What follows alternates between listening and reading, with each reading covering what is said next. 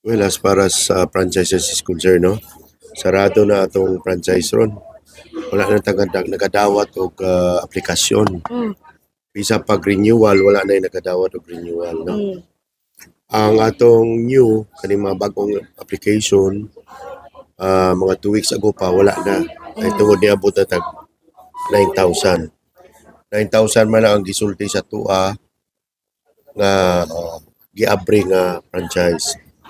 So, decision sa MTFRB, dili na dugangan. Therefore, undang na itong 9,000. Wala na yung new. As far as renewal sa mga expired nga franchises, dugay na kaya expired, na pay 2019, na pay 2020, na pay 2021, etc. Ang deadline na gihatag sa MTFRB is April 30. Natapos na po.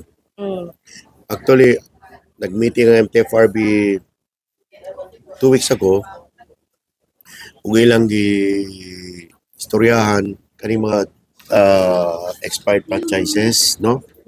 Kay daghan pa may gusto mo apply. Yeah. Pero wa naman new application kay tungod naurot na ang 9,000. So ang decision sa MTFRB, tan-awo na to ning mga expired franchises nganong wala nila gina-renew. Ug tagaan sila deadline, no? So naisgutan kanto kadto sa deadline.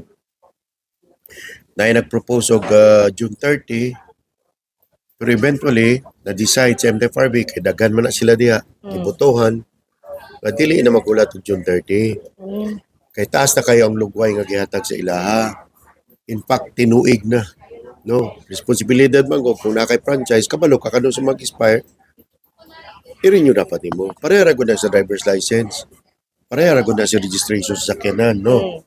Di makamagulat nga tagaan kag lugway. Okay. So niya na ang kadaganan sa MTFRB nga di na hangtod April 30 na lang.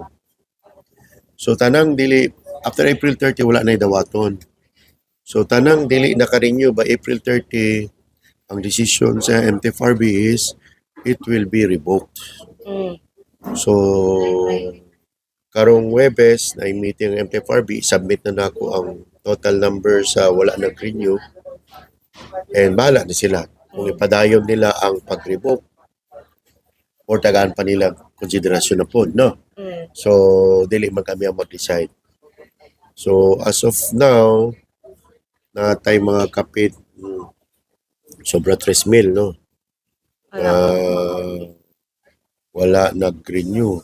Sobra 3,000. So, pasabot to siya kung magpadayon sa MTFRB ang pag-revoke, pwede na to siya offer na po sa laing mga gusto mo kuha og franchise. Mao na ang intention sa MTFRB nga nung naghatag sila deadline. That's the fact na ang ilang pananaw, basi wa na po unit ka nagadagan.